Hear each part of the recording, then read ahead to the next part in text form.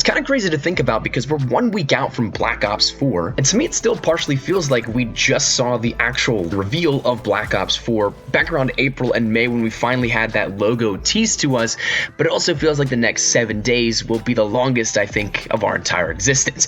But that said, with 7 days left, there's a lot of things coming out very, very soon, a lot of key important details, some maybe leaks here and there that of course we're going to be talking about here up on the channel. But as of the past week or so, there's been some decent amount of things that came out that we haven't really touched on because in their own regular state, they were kind of just little small passing glimpses of what we could end up seeing. But when we take a look at it, we can do an entire week in review essentially leading up until the launch of Black Ops 4 next week. So today we're going to be kind of recapping a lot of what you may have missed this week, and so therefore rounding out the week with some leaks, some relative information on the game that you may need to know, and some things that may be important to you later on down the line. So that said, let's just jump right into it. Let's start out with some things that are relatively more on the older portion here that are just a slight recap for those guys that may have missed it. If you guys remember, a couple of days ago there was a little report that came out about 2 brand new Black Ops 4 perks, one being Engineer and then one being called Medic. Now these could of course fall in line with what we saw in terms of Blackout because both of those were in there. They were both abilities that you could end up using in terms of tactical gameplay, and one really helped your team out. But a Spanish YouTuber ended up claiming to have information, a copy of the game, and to double check and verify this, that there was a perk called Engineer, which would detect score streaks and enemy equipment through the walls, help track packages with traps, and then also change what they contained, and also another perk called Medic, where you were able to recover health over time, but you lose your ability to heal yourself manually, which, truth be told, in kind of hindsight, would be awesome if this actually came true, because that was one of the big disconnects that people had with Black Ops 4 initially, is that they didn't want to regen their health manually. They thought it was kind of a situation that they didn't like the gameplay, how it turned out, whatever it was, but it was one thing that at the reveal I remember a lot of people having gripes with. Personally, I think though that this is actually the better way to heal yourself. There's no sort of like standby time that you usually have where you have to not take damage for 5 seconds and then your health regeneration starts. You can jump right into health regen immediately with manual health regeneration. So I'm all for that, but it would be cool for those people that wouldn't want to see it. But those both were dispelled as not entirely true. They of course will be in Blackout, but there was no way to sort of corroborate that and make sure that everything checked out. So at the time it was dispelled as just a fake rumor, a little leak that wasn't exactly real. But that said, that also leads us then into other talking points, things that actually were leaked. We could take a look at some things that we saw for customization within Black Ops 4, because the Call of Duty Endowment Salute Pack was spotted at various retailers, in which this actually showcased a few different things. You end up getting a tag, a sticker, an emblem, a calling card, and a salute gesture, something that we don't know exactly how this works out just yet, but on the card promoting that Call of Duty Endowment Pack, you do end up seeing there is that salute stance, which adds and confirms to the idea that gestures will be in there. That was kind of the rumor going around way before and way early on.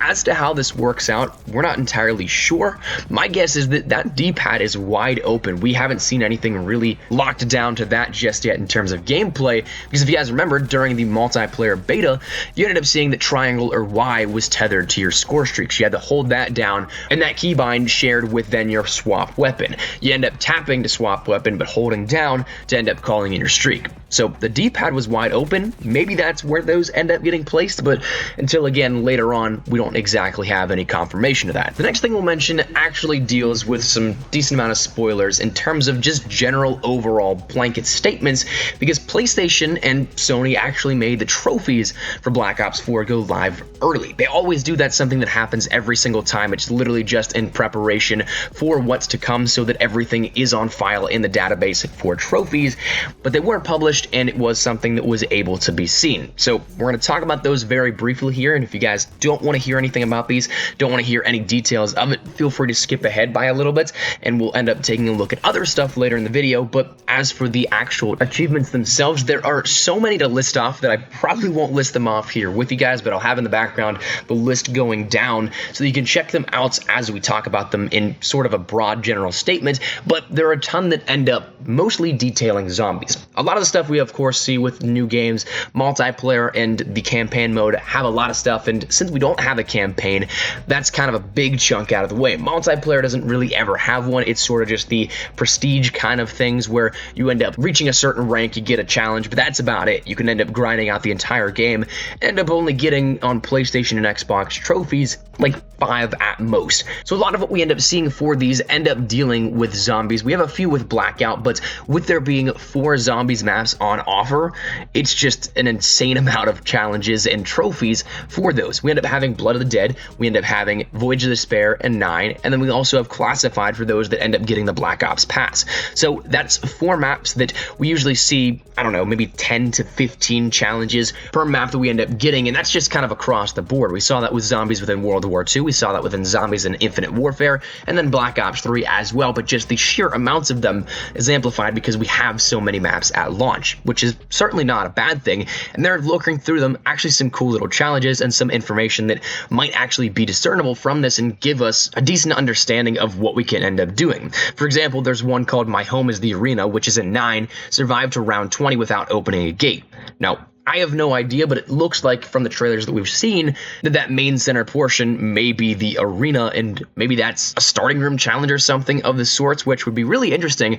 I'm just as curious as you are to see how big these maps actually are, and we actually can jump in and get our hands on with it. So to see that, that'll be interesting to see. Also, there are things called medallions, which we haven't really seen. Challenge banners are mentioned. There seems to be a new thing called Zombies Rush as well, because there are different challenges that task you with getting personal high scores of 250,000, 500,000. So there's a lot of cool things that definitely can come about of this, and of course with again the listing in the background and not laying them out all entirely for you right here, just so it's not the repetitive nature. If there's any that stand out to you, I would love to get your feedback on these, because I'm definitely curious to see how these will play out. But again, the trophies from PlayStation themselves were a little leaked out, again published early if you will, but we end up getting some details here out of this. Outside of that though, we can end up taking a look at some other things in which as of recently it looks like we have the full list of maps actually detailed here to us. Now, for multiplayer, one thing that was kind of the big rumor was that we weren't going to have a lot of maps, and that simply just followed because World War II only launched with 9 maps. Of course, you also had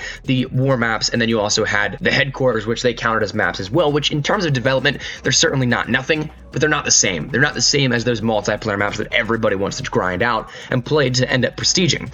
Within Black Ops 4, we end up seeing that we have 14 maps available at day 1, with Nuketown coming later in November for everybody for free, which makes 15. So right now that list comes out to Frequency, Contraband, Seaside, Payload, Hacienda, Gridlock, Arsenal, Icebreak, Morocco, Militia, Jungle, Slums, Firing Range, and Summit. Now, we have seen a bunch of different teasers from Treyarch, and as of the time of recording this, it looks like there's been 8 tweeted with teasers from Treyarch. We end up having Morocco, Summit, Firing Range, Arsenal, Icebreaker, Jungle, Slums, and Militia all tweeted out with slight little teasers here of that, and that actually is a decent amount of the maps we haven't seen. While we, yes, have seen the Back in Black maps of Slums, Jungle, Summit, and Firing Range, the other one that we ended up seeing actually was Arsenal. You might not have been able to recognize this all that much because it was only available at Gamescom and got very limited press, actually, surprisingly, for everything that being it was a map debut. The Gamescom build of Black Ops 4 about a month and a half back ended up including this, but then the others, like we said, Morocco was new. That was something that was seen, though,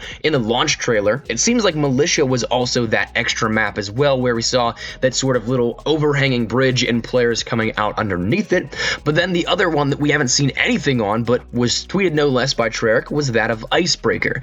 This one looks really cool, looks to be sort of an Arctic map, and it looks very bright and very intriguing for all levels of play. So I'm definitely all for that one, but again, that seems to be our map listing.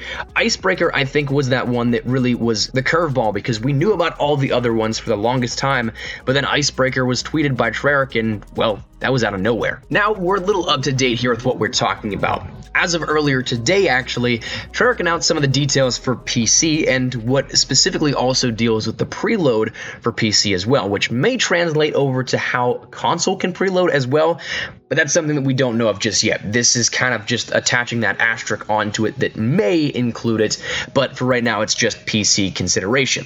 For what it comes down to, though, there are some things that, in terms of just gameplay limitations, Treyarch mentioned that at the very launch of Blackout, they're going to cap the game at 120 FPS for PC.